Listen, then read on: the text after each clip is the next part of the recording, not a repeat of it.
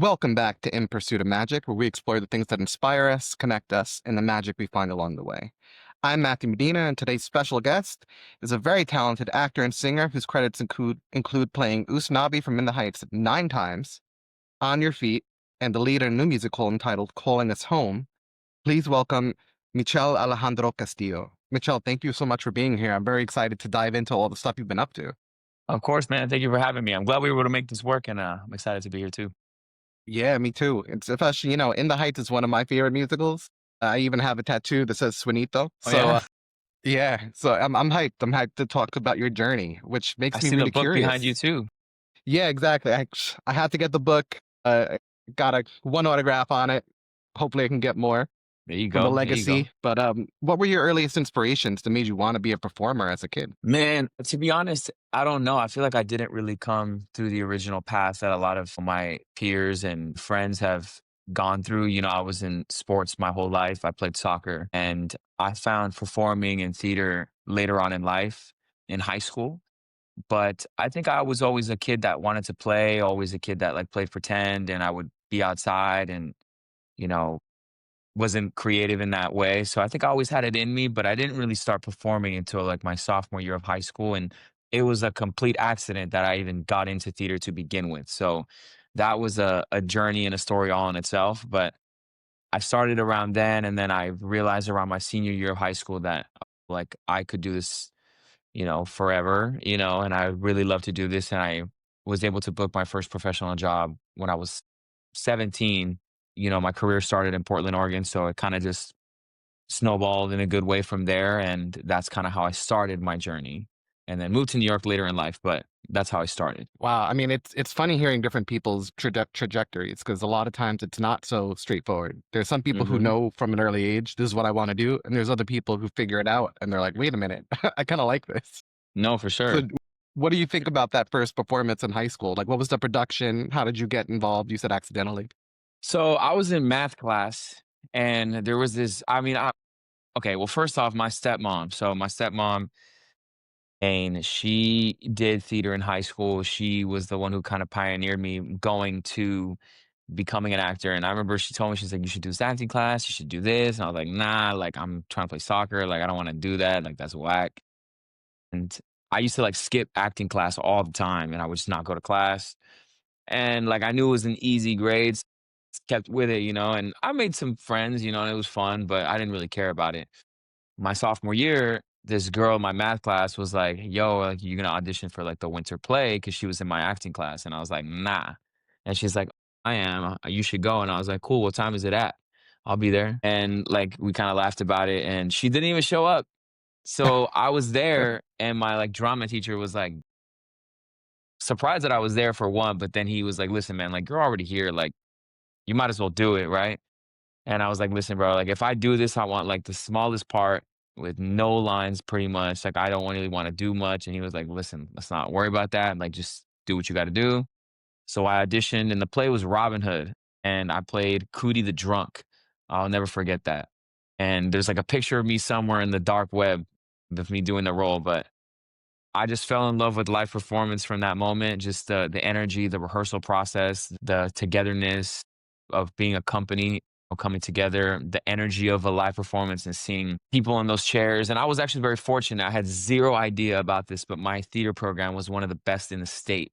So I got very lucky to perform at a very high level at a high school. And this high school turned themselves into a company. And we were then brought like they would bring in professional directors from Portland to come direct 2 shows out of the 3. So you're already building your network for when you graduate high school. They're like, "Oh, I remember you. I remember you. I remember you." And that I think really helped us and kind of guided us to be like networking, working at a professional level, working with people who were directing, at the theaters that you were going to see when you were like doing field trips, like you were going to these shows directed by so on and so forth. And now he's directing your musical, or he's directing your play, or she's directing your play. So that was a really good experience. And I think that was very unique. So that helped me along the way. But it was a complete accident that I fell into this. And I'm happy that I did. It changed my life, but it wasn't supposed to be like that. Everybody has a different story, like you said. Some people know from a baby that they want to go to Broadway, and some people find it later on in life and even later than me. So it's funny how it all works out.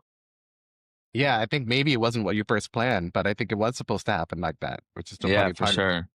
What do Yeah. you think it was about performing that made you move from wanting to be in the background with no lines, not much to do, to now wanting to be like a leading man, like taking on that role? I think just having confidence, I think I had people tell me that, you're good and that you can do this. And I think you can tell the difference when people are telling you that because they just want you to be there versus like when they actually believe it. And I'm very competitive and I just became a sponge. Like when I decided that I want to do this and I love doing this, I would learn all the time. And like there was a senior when I was like a sophomore and a junior that, well, he had already graduated, but my sophomore year, he and actually I think he's on Broadway right now. His name is Jacob Orr, but we went to the same high school. We were in the same department. And I used to look up to him so much, and I was like, "Oh my god." I used to, like, imitate his actions. I would go home and, like, my both of my parents would work during the day, so, like, I would, like, move my living room and, like, perform and do the scenes over again and by myself, and, like, it was that athlete mentality of repetition, going forward, doing it again, soak it up, like, kinda like how football players and soccer players, like, they watch the tape to get better, like, same thing, I was watching his performance, or I was watching performances being like, why is that good? Like, I think it's really good. Why? And let me recreate that. And then taking that away, I had a director, his name was Matt Zarevsky, who told me, he's like, "You're doing the Jacob Orr." And I was like, I mean, I know. And he's like, "You got to get out of that. Like, become yourself." He's like, "I see what you're doing." So I learned all of that just to strip it away. But I think I just wanted to be great. I wanted to succeed. I wanted to be the best at what I could do in my department. The same way in soccer when I play, and I still play now, but like I want to win, I want to be the best, I want to play at a high level. It's the same thing here. So I think that's what gave me the motivation. But I think just the natural energy, like being in a show, like feeling the energy, knowing that you have the audience in the palm of your hands, you know, it's the feeling that you can't really describe and you just kind of have to know and witness it. But it's that energy that you get from the audience and from being under the lights, feeling the warmth of the lights on your body, seeing like the smoke, like the beams of light going through the smoke. Like there's nothing like it, man. Do you think that being inspired by someone's performance and trying to let that guide you in terms of what you were doing helped bridge the gap between being someone in the background to finding your voice and what you want to do as yourself? Yeah, for sure. Again, like I said, I looked up to him, and I we had very similar looks. He was taller than me, but for the most part, we had a similar type. And I was like, he's so good, and he's kind of getting to play the cool parts. Like he's playing the bad guy, he's playing like the guy, the lover, he's playing all these different parts. And I was like, "Oh, I could do that." I mean, I think he's better than me, but like I can learn and I can progress. So I think he helped me believe that that could be me. And then it was up to me to step up to the plate and deliver. And again, I had many, many, many, failures, but that was like the inception of me believing in myself and seeing myself in that position to now having done a lot. I mean, there's still plenty for me to do, but I've had a great start to my career and I've had some amazing experiences. And I still remember back in the day, like watching his tapes or sitting in an extra drama class and, just trying to be a sponge, and seeing those simple moments and memories like come to fruition later in life. That's incredible. Yeah, I mean, it's always a journey and there's going to be highs and lows. But the fact Yeah. that you started in a place where you weren't sure about this and now you're hmm you're all in, you're giving it 200% is incredible. And so I'm curious, you mentioned quickly your first professional experience after high school. So what was that like? That was crazy, to be honest. So my first gig professionally out of high school, I got the audition when I was still in high school, and I think I got the audition when I was in high school, but the actual audition date wasn't until we had graduated. So it was for Heather's the Musical, and it was the Northwest premiere of the show. So I think it hadn't really been done in the Pacific Northwest region. So it was big. I had a lot of people, and not to just name drop, but Kaylee Kilgore, she's a good friend of mine. We both grew up in Portland, at Washington area, and she was at the auditions. Like, so I remember all these people that are in New York now are killing it. They were at these auditions or in the show. And I didn't really know much about Heathers. Like I had kind of heard about it. Like I was never that drama kid, or theater kid. Like I learned all these things later in life and kind of just like on the fly. But I was never like listening to cast albums. I was playing soccer. So I learned about Heathers while I was doing it. Malia Tippett's, she was, Elphaba back in the day. She was playing Veronica. I was in for JD, and then I ended up, I don't even remember. I think I was understudying or I was like in it. I was in the ensemble for sure, but my friend Ethan was playing JD. And it was just a great group of people, and we had so much talent. And I was like coming out of high school, this was great. And we got the like we did the audition, I got the role, but we found out about the cast like almost like 8 months before the show. It's like so much can happen between now and then. And I remember them saying, I think we had like 3 months to go until we started rehearsals, and we were already sold out for the run. And it was insane. The whole run was sold out. So we were already talking about extension, and I'm brand new to all of this. So I'm just like, oh my God, this is crazy. We get to the rehearsals, like we posted some video about like our first sing through of a like little clip. It got like 20,000 views. And I was like, it's insane. We do the show every day is like a rock concert. Adults, teenagers, like who love the phenomenon of either the movie or the show. And I remember like we'd hit the button of the open number, and it was like I like screaming. And that was my first experience, like pulling up to the stage door before the show, and there was a line out the door for people trying to get tickets, and people who had seen the show 4 or 5 times already, and taking pictures and signing autographs. And it's like that was my first experience. Like we started here, and everyone who was in that show, it kind of put them on the map in Portland, and I was so different. I was this, I don't even know how to describe it, but I just wasn't your typical musical theater boy, right? So I think that put a lot of eyes in my direction. And my music director, John Quisenberry, perfect example, actually. The first time I did In the Heights, and I don't count this for in the nine, I did it in high school. That was my first musical ever. Remember how I told you they bring professionals out from the community to direct or music director or whatever? He was my musical director for In the Heights. John Quisenberry, if you're watching, and I'll send this to you. So if you're watching, appreciate you. He's like responsible for like my first 5 shows professionally, musicals. He would bring me with him. He would put my name in. He'd be like, yo, I know this kid from when he was in high school. Oh, he did Heathers with me because he music directed uh, Heathers, 1776, American Idiot. Like all these shows that I had done was with him. So like I owe a lot to John Quisenberry, but he directed or music directed Heathers, which is deceptively hard musically, but it was just a great experience, and I got to know a little bit about the business and like the performing, 7 shows. We weren't at 8 shows a week, where I think we're like 7, and just seeing where everybody went now. But it was like kind of like getting shot out of a cannon, like right out of high school into that. So it was really exciting and propelled me and gives you energy, right? Like, oh my God, like this is how it Yeah. could be. Like, this is cool. So that was my first experience professionally. And I hadn't even, I think I had maybe turned 18. No, I hadn't even turned 18 yet. I was still 17. Yeah, you really just jumped right into the deep end after high school where you got Yo, the I full was experience. thrown, drop kicked into the deep end. Yo, but that's how you need to, you either, you learn to sink or you swim, bro. So I had no choice. And do you think your athletic side helped with that? Because doing so many shows a week, I know could be a lot. It's exhausting. I think it's a different, like it's a different muscle. I think physically, yeah, you got to take care of yourself, but you kind of get into the groove of things when you're in rehearsal and you figure it out. I think rehearsal is the most difficult part. And I love rehearsal more than the actual show, like actual performing it. But I think your body gets used to it.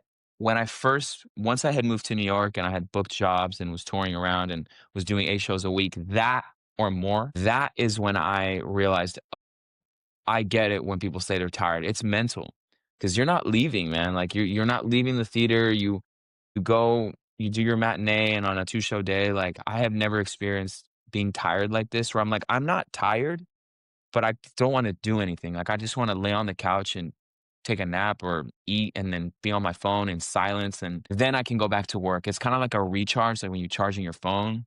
It's kind of Yeah. like that, where I don't think I'm physically tired. Now, granted, I'm also not a dancer, so I'm not doing all of these crazy things, but it's more mental and pacing yourself throughout a long week. I think the most shows I ever did in a week.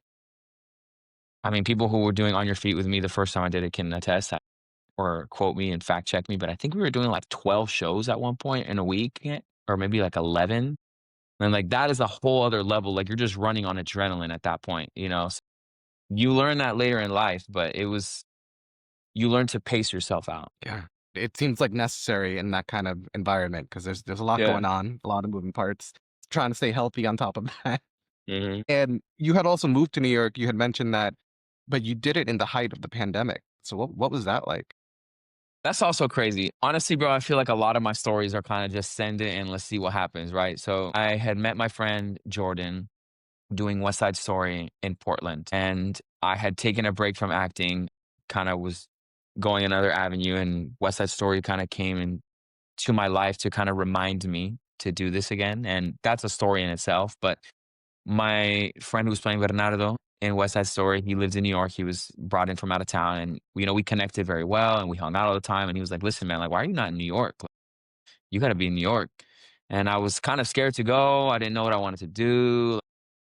He's like, "Listen, man, no pressure. I have a place in Brooklyn. If you ever want to come out here, even to visit or to like, if you ever decide to move, like, I have a spare room. You let me know.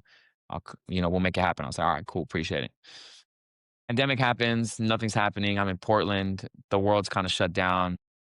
And I kind of was just like, I need a change in my life. Like, I just got to send it, you know? And I remember texting my dad. I was like, I think I'm moving to New York in like a month or two. And he's like, all right. Like, my dad was been supportive. My family's been supportive of me from the rip. I think he just was happy that I found something I loved and was passionate about. And I texted Jordan. I was like, yo, I sent him my one-way ticket. And he was like, why are you coming now? Like, you picked the worst time to come. And I was like, true, but that means it can only get better, right? Like, if I'm coming up at ground zero, it's only going to go up. So, and that's exactly what happened. I came here, the gyms weren't even opened yet. When I landed in New York, it was this August of 2020. The gyms weren't open. I remember like getting here, had to do new headshots, didn't even with how we got that done. Learning New York, I was living in Brooklyn and I was just figuring it out, bro. Like, I think that's kind of been my MO is just put yourself in a situation and figure it out until you have to take a right or a left turn, and then you figure it out until your next right or left turn. And like that was me, and it worked out, And then not shortly, shortly after that, I booked my first job that got me out of New York and really started my journey, especially with On Your Feet. It started my journey with On Your Feet, but really my career in New York is really what started it all. Not too long after moving to New York. Do want to get into On Your Feet, but now I'm curious also, what was it about your experience with West Side Story that pulled you back into acting? To make a very long story short, I was selling cars at the time and I had fell into this because I was supposed to go to college for theater. I was supposed to go to the Boston Conservatory. And I don't know how to say this, but I'm not going to say exactly am going to say, but I ended up not going. And I was planning on going there. Everything, all the ducks were in a row. Like everything was aligned for me to go. And I was not able to go at the very last minute. So I kind of felt stuck in my life. Was getting to the point in Portland where I was not auditioning anymore. I was getting scripts sent to me. I was like, hey, we want you to be in the show. We want you to be in this play. We want you to be in this musical. And I think I was booked out like a year in advance. And I was saying no to everybody. Like, nope, I'm going to school. I'm going to school. I'm going to school.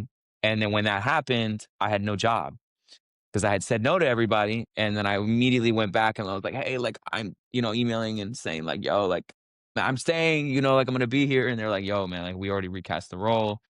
We're really sorry, but we'll let you know if anything happens. And obviously nothing happened.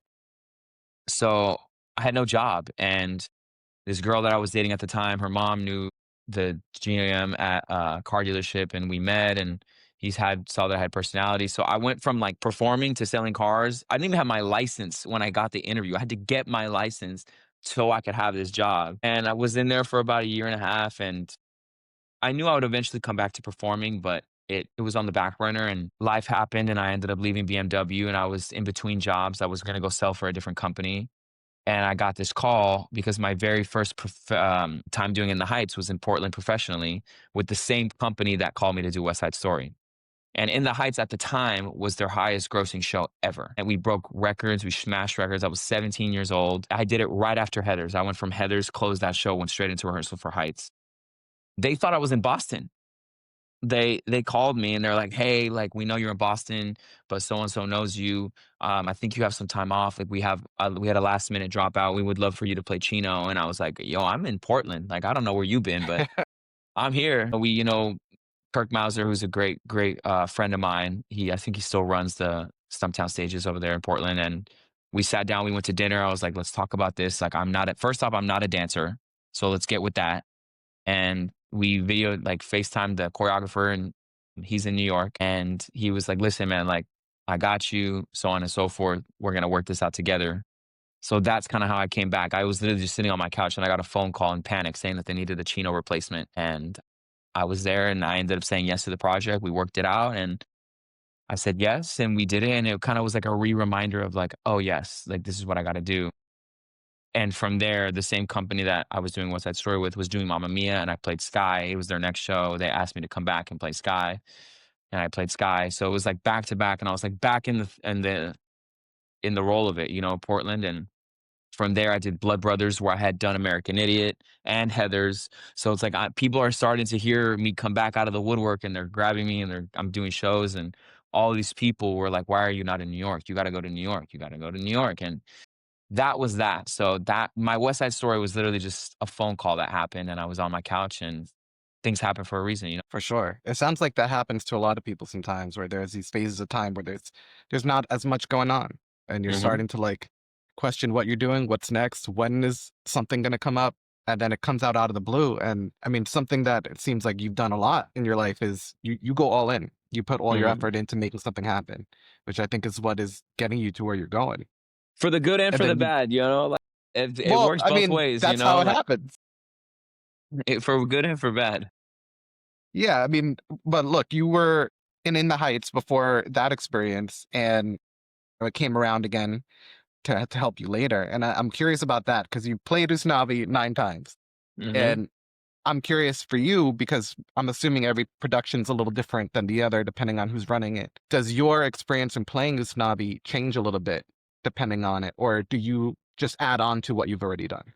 That's a very hard question because In the Heights is so personal to me, and because it was my first musical ever, it's really what got me to love musicals. And it's something different. It's my people. It's rap music. It's hip hop. It's salsa. It's bachata. It's all of this that we're experiencing. It's like as much respect as I have for the musical theater canon. It's not, you know, Into the Woods. It's Right. not My Fair Lady. It's something completely different. And I've seen so many iterations of it. And I remember like watching religiously the Chasing Broadway Dreams documentary and like doing it, you know, in so many iterations and so many dramatic stories that go with that. Like I played Usnavi all over the country. I've played Usnavi and had to replace somebody like the day before their opening night, and I came in and just did the role because they knew I had known it, and like I came in at 5 o'clock in the morning the next day, learned the blocking of the show, figured it out, met the cast that day because they didn't know that I was replacing someone. I met them at like 10 a.m. and they're like, "Hey, by the way, this is the new guy. He's here. He's been here since 4 o'clock in the morning, 5 a.m. doing it on the national tour set, doing it all over, doing it with different people. Doing one I just did now was a concert version for my friend Mikey, who's gonna blow up as a director here pretty soon. So each situation is different, and I add to what I've done, but I try to kind of start from ground zero because I know the music. And at the end of the day, my job is not to bring my Usnavi to the table and say, this is it, right? It's to bring confidence to what I know I bring to the role. And I've done the role so much. Like, I know what his story is. I know the music. I know what to do to get someone to laugh at certain jokes. But you go with the director's vision. And I remember when I was doing this show, the concert, Mikey was like, "Hey, like I really love your Usnavi, but it's very Anthony Ramos. It's very cool. It's very this and that. Like I want to tap into his quirkier side. I want you to be a little bit more romantic. I want you to be a little bit more silly." And I was like, "Cool, I'm down." Like, and we blended my version and his version, and that's kinda how it always comes down to. And the director that hires me to do it, they trust me. I think they know that, okay, he doesn't have to learn the music, he knows his lines, I don't have to worry about it. But so that's more of a conversation of what do you wanna see from this character? I'm gonna do my best, and with your guidance, we'll go there together. Each in the Heights comes with its own story, but it's special in its own way, and I've met so many amazing people all over, my time doing the show, and it only gets better. I don't know how many more I have left in me, to be honest. I might maybe a couple more. Hopefully, if it ever comes back to Broadway, I can be in the mix. But if I was to ever do it on Broadway, if it ever came back, like, and I close the show, like, that will be my Usnavi retirement. Like, I will not do the show again, and it's been a huge part of my life, but it's a chapter that eventually you need to close, and I will direct it, at some point, and that's my dream, is to direct In the Heights and make it different. And I'm already kind of starting going in the works of creating that network there, but I don't know how many more I have left in me. But Usnavi's been the gift that has been continuing to give, and I've grown up playing the role. I first played it when I was 17, and I recently did a concert, and I was 28. And 10 years really of exploring this character, you find out a lot about yourself, of your own experiences, and about the character, and people that have literally seen me grow up and still play the role is crazy. So I love the show. I love Usnavi, and it'll be a really sad day when I decide to, you know, put the mic down, but I'll be happy to pick it back up and on the other side of the table, and hopefully do what that show did to me for somebody else. Absolutely. Well, I'm manifesting that because it's due for a comeback on Broadway, I think. It's been Yo, off we for need too to long. put it right next to the Richard Rodgers, Lynn and Lynn. Boom. Exactly. Let's do a little double feature. You can go Be see perfect. Heist and then go see Hamilton. Well, I think that's exciting that first of all, that would be your grand finale of playing this Navi, but then also that you have this new dream. I think that's really important too. I think Mhm. going on the flip side of things, directing it, making something your own is super important and a super special thing to do because now you get to tell stories, whether it's in the Heights or another show, the way that you want to tell them, which I think it's important to have that voice in there. Appreciate it. And then your experience with On Your Feet must have been a whole other kind of world. I mean, you're in Miami. It's also another lively show, different kind of music. So what was that Mhm. like? Well, my On Your Feet journey started before Miami. I did it at the Broadway Palm at Prather Productions. This is my first job after getting to New York with the original, well, members of the original Broadway company. So Eliseo Roman, original Piragua guy, who's a dear, dear friend of mine now. He directed On Your Feet. This is the first show coming out of the pandemic. Natalie Carruncho and Hector Mechonet were in the Broadway company as swings and dance captains. And we were doing a simplified version, but pretty much the Broadway choreography. So we were doing the same show, same, vision of the show. And when I was doing the show, I had found out through the grapevine, like, how it goes. I found out through the grapevine that they were doing the show in Miami. They were doing it big, and they were going to be doing it. Gloria and Emilio were going to be a part in some way of the show, producing it, and that was the one you really wanted to do. But I enjoyed On Your Feet when I was doing it. I think that job was like 4 months over two different theaters. Built friendships that I still have now, and I got the audition to do On Your Feet, and that was to be in the ensemble and to understudy Emilio. And I did it with Andy Signore, and Andy Signore was Jerry Mitchell's associate on Broadway. So again, it was the whole Broadway family, and I did the audition, I did like 2 rounds of callbacks with Andy, and then I got the call from Dave Arisco, who runs the Actors Playhouse in Miami, that they wanted me to do the show, and I was super happy, went down to Miami, did the show, and everybody except for maybe 4 people had already done the show. They either did it on Broadway, they did it on the tour, and we were doing the Broadway show is what we got in Miami. So if you went to that show, you basically saw, for the most part, the same show. We made it a little different. We did it, you know, but same choreography, same costumes, same everything, So it was great to do it at that level.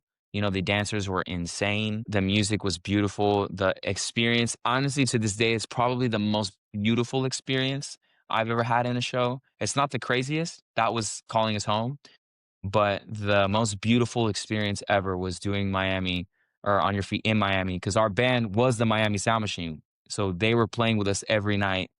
Our musical director Gloria's like right hand man. So like we were learning a song, and I remember um, my friend Claudia, she was like, "Hey, I just want to let you guys know that Clay actually wrote this song for Gloria."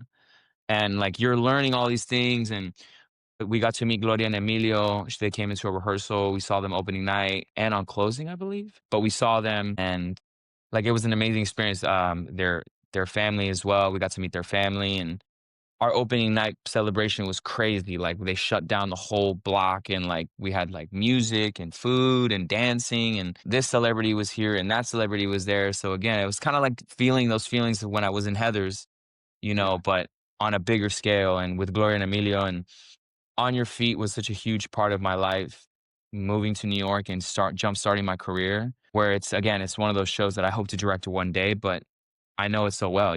With the first show I did over 100 and something performances. Miami was a crazy run. We destroyed that, broke records there as well at the Actors Playhouse. So these shows are hitting. People love to see it. We got to do what we got to do. And, I'm excited to continue to see my journey. But that was such a beautiful experience. And who doesn't want to live in Miami, and I go to know. the beach during the day and then go? We would literally go to the beach during the day and then go do the show at night, go from the beach to the theater. So it was really fun. And hopefully he'll bring it back for maybe like a weekend if we can get the gang back together. So we'll Yeah. see. I mean, it sounds like such an incredible experience where everything just kind of lined up and there was a lot of excitement around it. And I'm Hmm. wondering if part of that excitement also was coming out of COVID and doing such a big For production. sure. What was that Absolutely. like getting back on stage for you and for everyone around you? Well, I had tested positive with COVID going into rehearsals. So I think we had the first 2 days. I tested positive on the third day, so I missed out on a whole week of rehearsals in Miami, and that sucked. It was lonely. It was bad. I had gotten COVID. That was my second time getting COVID, and it was the Omicron one, I think, or I don't even remember what it was, but it was that, and it sucked. But you go through it, and my company was there with me. I remember having to do the COVID test every other day, getting that little thing stuck up your nose before the show. And thankfully, I was the only one who had ever tested positive. I didn't get anybody else. No one else tested positive. So we didn't really lose anybody to that. And it was cool though, man. Like it certainly was a crazy time in our lives, and I think people were grateful to have live performance back, and you could feel that energy from the audience. And On Your Feet is like being at a concert anyway. So we got people who, again, Gloria and Emilia having their story in Miami to begin with, anyways, you're getting people that were listening to them and coming to see the show that were like, I remember when Gloria was performing at that performance, or like, I remember the crash. Like, I remember growing up to her music and like seeing this, like, so you get to, and then new people who were like, we had high school groups that came in and loved it. They hear about Gloria and they kind of know, but that was their, gateway to knowing her story. And it's beautiful, man, and I think people were just yearning for live performance again, and we're happy that we were able to, give that to people when they needed it. Yeah, exactly. And I think it shows that you were part of so many different productions that have been able to do that for people and audiences, which is really incredible. And you mentioned how beautiful that experience was and maybe how crazy your experience in Cape Town was. So tell me a little bit about Calling Us Home, what the musical is about, what your experience was like. Calling Us Home is a beautiful show. My agent got me that audition, and I went in. Peter Flynn was directing the show, and that I had no idea. Like I had no idea about Cape Town. Remember seeing the breakdown. I was like, Cape Town, South Africa. Like that's crazy. Like, but hey, like we go, we do it.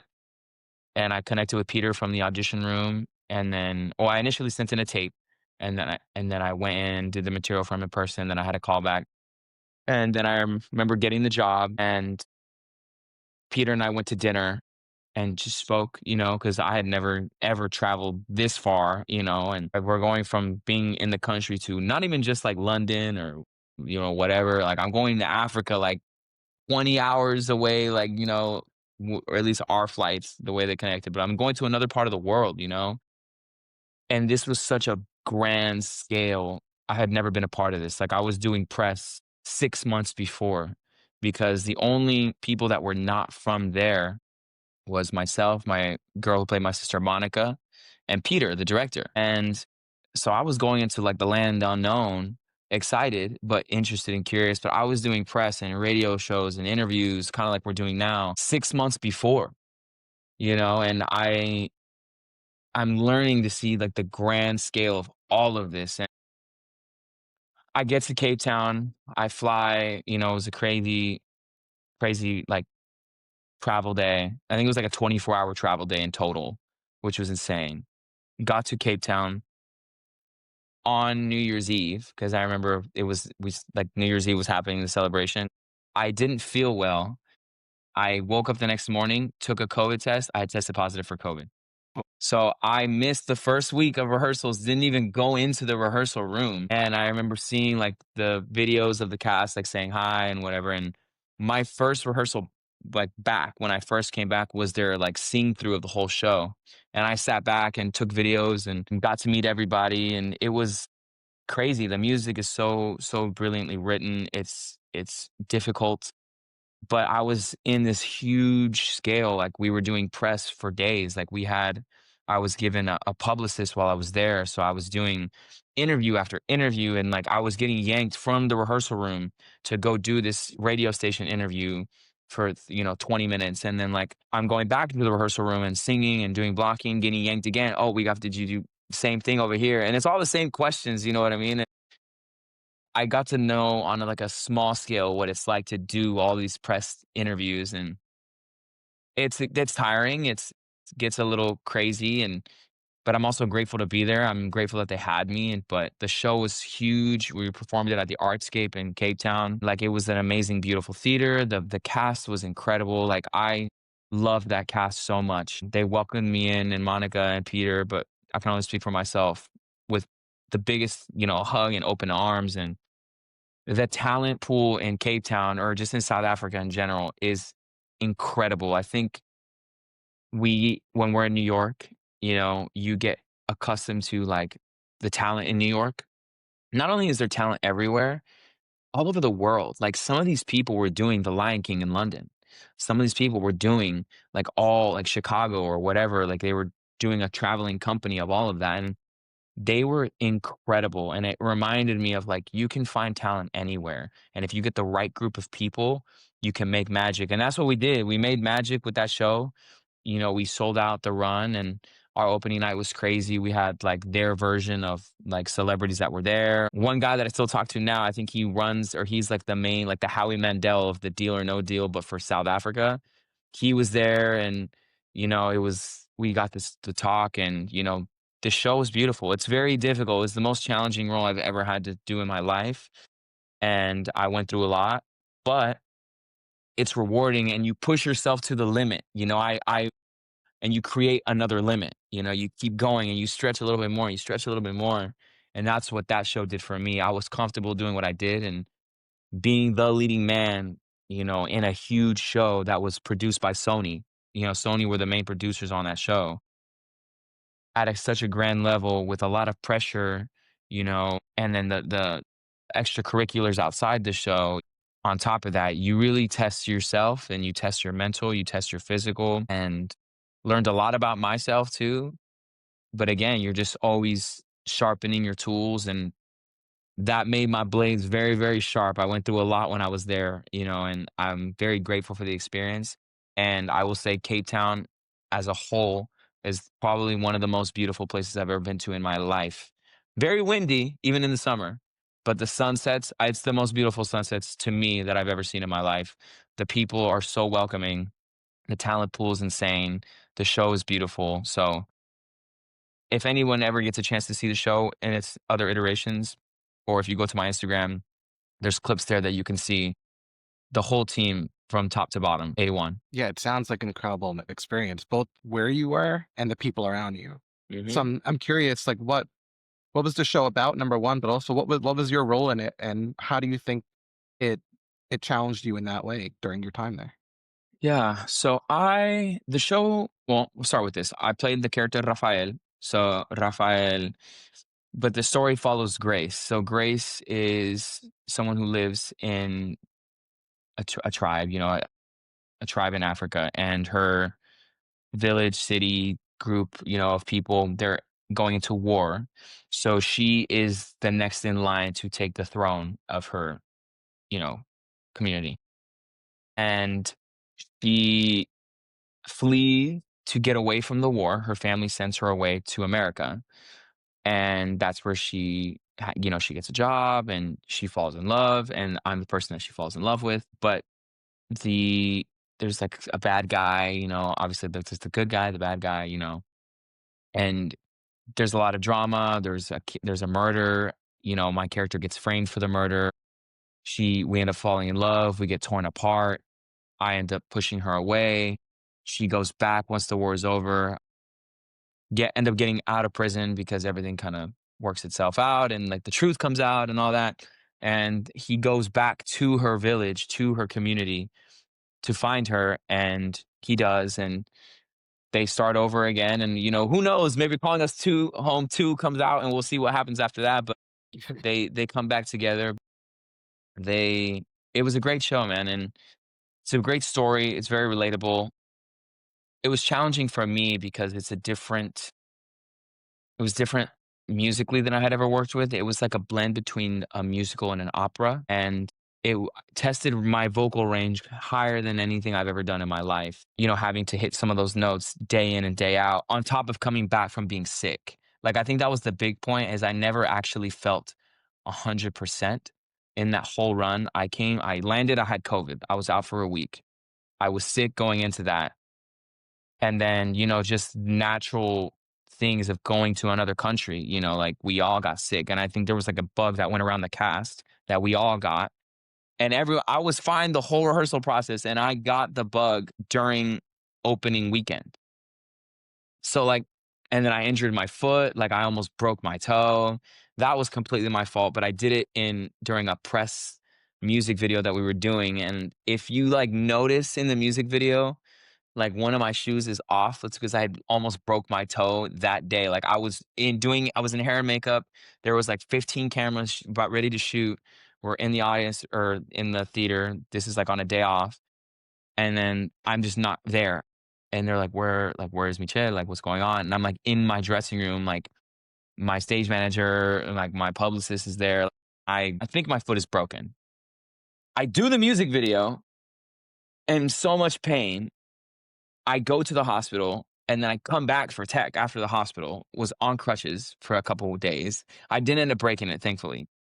But it's like, it was just one after the other after the other. And I remember saying to Peter, our director, I was like, yo, I feel like I'm bad luck. Like, I'm so sorry, but like, I hate being that guy. But it's like, I get sick and then I get the bug, or I hurt myself and then I get the bug. It's like the domino effect, but I made it through. So that's what I'm saying. It tested me from the beginning to the end, on top of just the vocal agility that this character had and the things I had to execute, just the mental. I was sick. I was away from my cast again. I ended up hurting myself, and not being able to walk for a few days and during tech, so like that messes up with timing and certain things. And I'm like crutching away to get to my spot.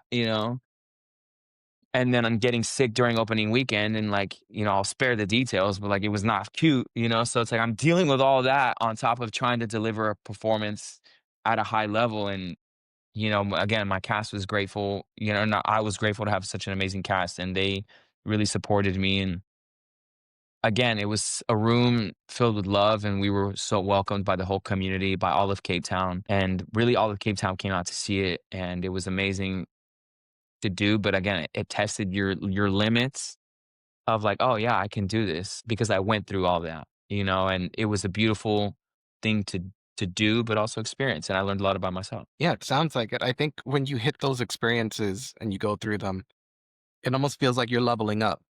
Like you find Hmm. out what more you're capable of, enduring, getting through, finding ways to navigate, which you seem to do each time, which I found makes me out. curious about your experience in general. Because whether it's this industry or any creative industry, or whether even if it's not creative, a lot of times there's obstacles in people's way. There's phases of time where you feel in your head, you're wondering if you're doing the right thing, if you're on the right path, if you're good enough to do something. And that comes sometimes after big highs. So when you hit those obstacles or closed doors or the nose, like what keeps your fire lit to keep going no matter what? It's actually a really great question, and I think it's probably the best question that will happen in this entire podcast interview. I've been through that, man. Like, I've been through the highest of highs, On Your Feet Miami, that opening night, Heather's the musical, Calling Us Home, every In the Heights, feeling that power, feeling the emotion, signing the autographs, taking the pictures, like the glamorous life that we have is beautiful, and I think it's again, if you don't experience that, it's hard to replicate and explain. But no one ever talks about the other side of the business. Or I think we're starting to now, but the no's, the being booked out a year and a half in advance and then not working for a year and a half, right? And the struggles of committing to this business when there really is no payoff. You don't really know, and you kind of just have to believe. But what I did, and I can only speak for myself and give advice to those out there based on my own experience, but you really just have to do what feels right in the moment. If you need to take a step back and say, hey, like I need to make some money, or I need to do this, or I need to to walk away from the business for 6 months, a year, that's okay. And if your flame needs to be reignited, or if you just need a break, lean on your people. But I think you should never stop working in a way. And I've taken a break. I've done workshops here and there, but I made the decision to want to stay in New York a little bit more than leaving, because I've done that. Like, I've traveled all over the place. I went all over the world. Like, I've gone to different places. I want to be here. And that comes with its own, consequences of where you're limiting your opportunity, correct? And that's a decision that I made. Maybe that'll change and I'll decide to go out on tour or to do more regional productions. But even this Heights concert that I did, like, that was a phone call that my friend did, and he knew that I wasn't really keen on doing it because I had done In the Heights, but I was happy to do it with him, and he's my friend, and I wanna see him succeed, so I was grateful to do that with him, and I met amazing people out of it.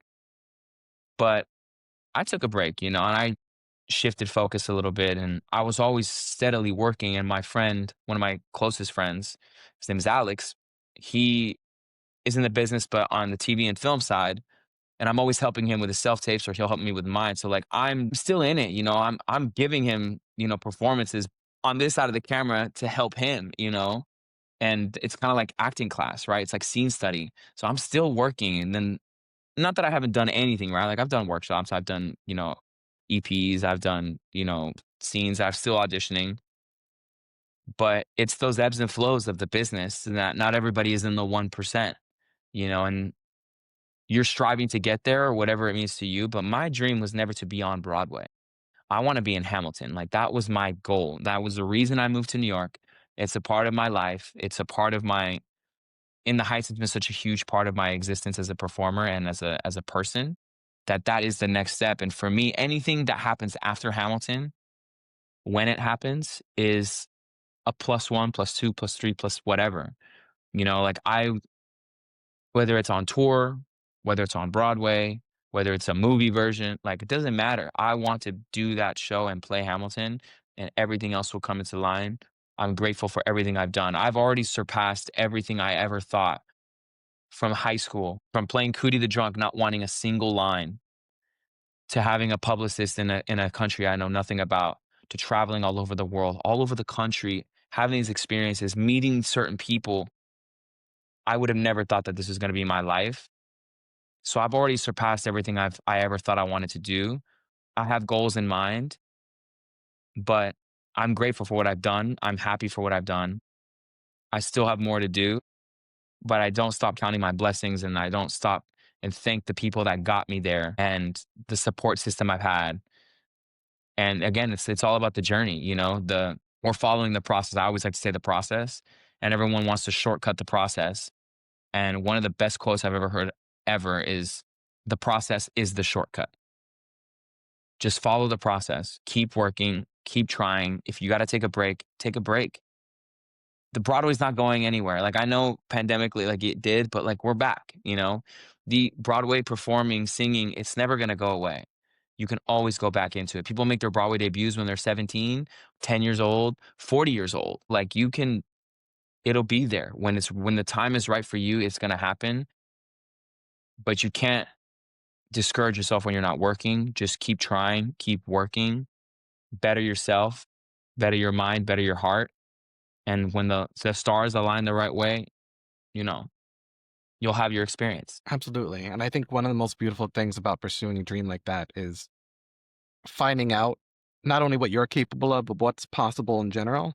Hmm. And getting to that point where you've achieved that dream, maybe not in the way you thought you would, but you get there and then having to ask yourself, well, what's my new dream now? And figuring that out because your world has just gotten bigger. And part of that experience, like you said, is leaning on others. And so what advice would you give to those who are pursuing any kind of dream, but feel like it's a very lonely path? Because it may be a dream that a lot of other people have, but at the end of the day, the journey is very personal and solo. Two things. Another great question, by the way. First and foremost, when it comes to following your dreams, I heard this advice, and again, it's amazing advice. And I think it's probably the most real advice I will probably give ever in my life because it was the most real advice I've ever heard. As long as you come to terms with the fact that your dreams and your goals and your life is not going to go how you plan it. Like if you're like, I'm going to go this and I'm going to do this, I'm going to do this, and it's going to get me to that. Once you come to terms with the fact that that's not going to happen, that life comes with unexpected twists and turns and life and family and moving and money and like all that stuff. As long as you come to terms with the fact that your dreams are not going to go exactly how you plan them to, most likely, that doesn't mean you still won't get there.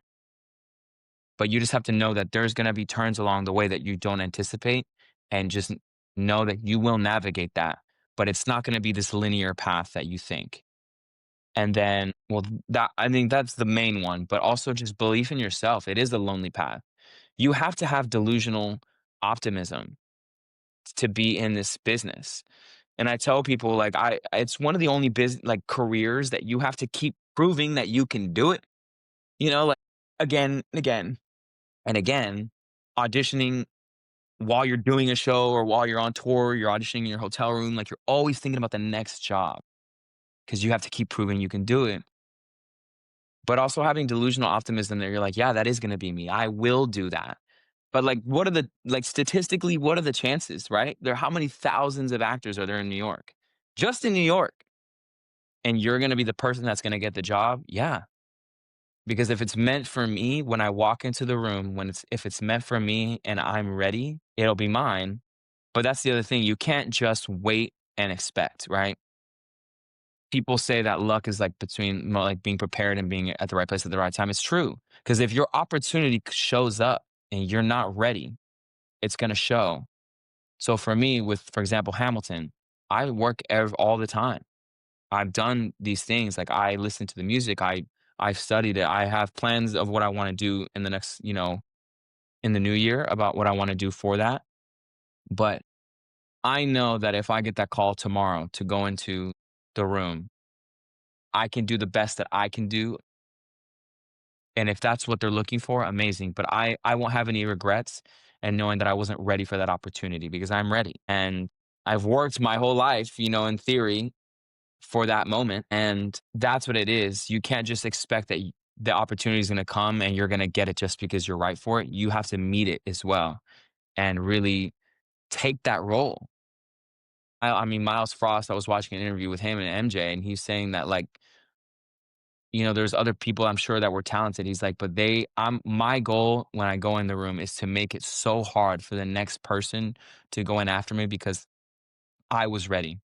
I want it that bad. And like, that's the athlete mentality. If I don't get the role, if I do the best that I can do and I go in there and I want to smash it and I want to make sure that the role is mine and I do everything that I can and it's not what they need and so on and so gets it, I'll be right there in the audience, clapping you on, cheering you on. But I need to know that I did everything that I could do. So it's a lonely path. You have to have it within yourself. You have to have thick skin because the majority of your career, you're going to be told no, which is another crazy thing. It's like getting broken up with all the time, right? You just deal with heartbreak all again and again and again. But you use it as motivation. You use different things, but just don't give up, And again, the process is the shortcut and it's not a linear path.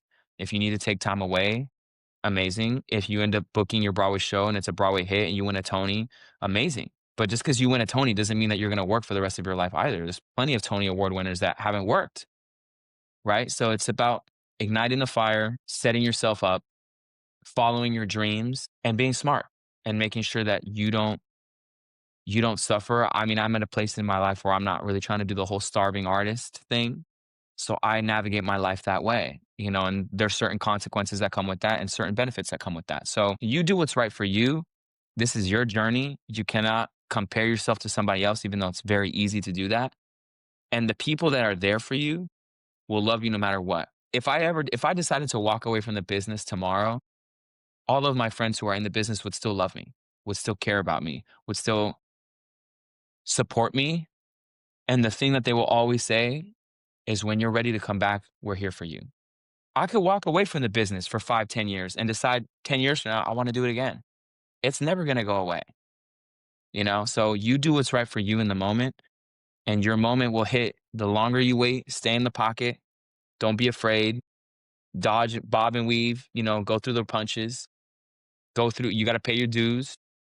And when you do that, you're going to surprise yourself with the lengths that you're going to go to. And you might end up in Cape Town, South Africa. You know what I'm saying? Like, you're going to go from San Diego to Portland to South Africa. Like, I think life is very unexpected and beautiful. So just stay with it, bro. Stay with it. And you'll surprise yourself to see where you go. Absolutely. Well, I'm manifesting Hamilton because, like you said about preparing, I think you are not only prepped, but you keep preparing and you're working toward it. And so I see it happening. I know Appreciate it's it, going to bro. I'll happen. get you a ticket. When I'm doing it, I'll get you a ticket because you Yes, absolutely. manifested I'll for be me. there opening night.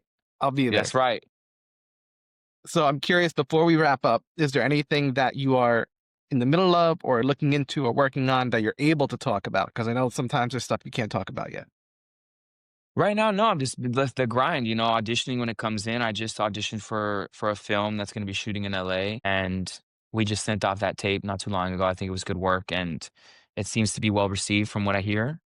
So we'll see what happens with that, and just continuing to audition and get get what do what I can do, but also enjoy my life. Like, I play soccer every week. I have my job, I have my friends, I have my own routine, and just sticking with that and allowing myself to enjoy my life a little bit more, because I can be very regimented in the way I see things and do things. So enjoy some time, go see more shows. That's one thing I do have to see, is more shows, and just you have to fall in love with the job all the time. And I think I'm back in the process of falling in love with it again. And that's what Mikey did for me with this In the Heights concert. We had just wrapped it up, and I got to fall in love with doing the show again. And that for me was exciting, and it gave me life, and it reignited my fire. So you do what you got to do, man.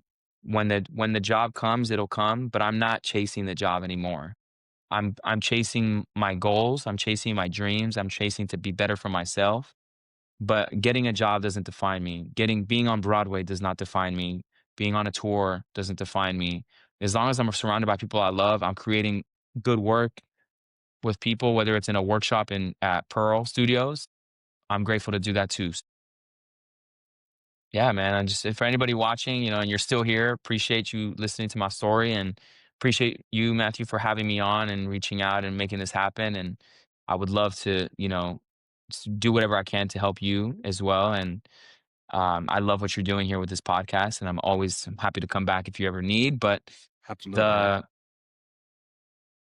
just to anybody out there, man, just follow your dreams, bro. Like, if it's in you, it's in you, but don't let it define you. And just fail, fail, fail, fail. Do the crazy thing. Move to New York when everyone tells you not to.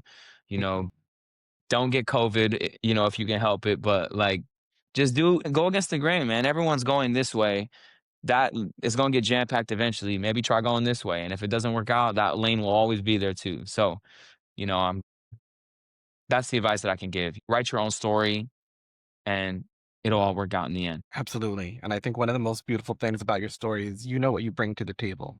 When you walk into that room, yeah, there could be a lot of other talented people, but no one is you, and you bring your Facts. own set of skills and style to it. And so Hmm. I hope everyone listening takes that into account too with whatever dream they're following. Like, you're you and keep being you. So everyone out there, I want you to keep doing magic. And I'm going to drop your social media down below so people can follow you. Michelle, Appreciate thank you it. so much for being a guest on this podcast. It's great to welcome you to the fam. Appreciate you, man. Thank you so much for having me. Everybody, appreciate you so much. Till next time, guys.